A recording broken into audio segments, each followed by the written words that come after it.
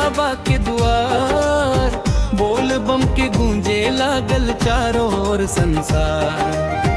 कावड़ लेके चली हम बाबा के द्वार। बोल बम के गूंजे लागल चारों ओर संसार।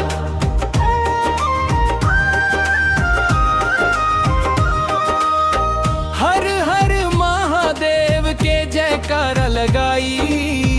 गंगा जल चढ़ीब हम भोलेनाथ पर आज।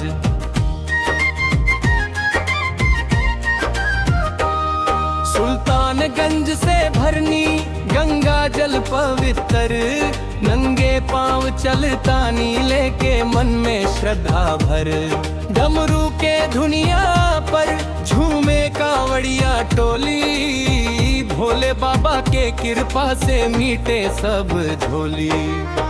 कावड़ लेके चली हम बाबा के द्वार। बोल बम के गूंजे लागल चारों ओर संसार। सावन के महीना बरसे अमृत धार। भोले बाबा के भक्ति में डूबल बा संसार।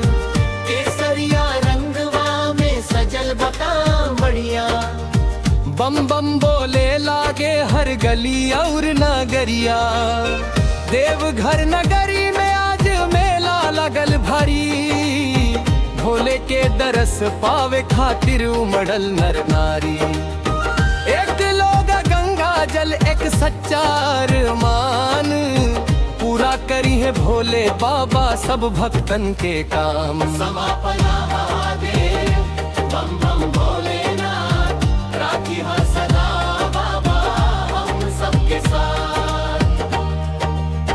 कावड़ लेके चली हम बाबा के द्वार। बोल बम के गूंजे लागल चारों ओर संसार।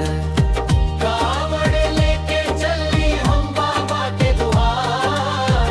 भोले बम के गूंजे लागल चारों ओर संसार।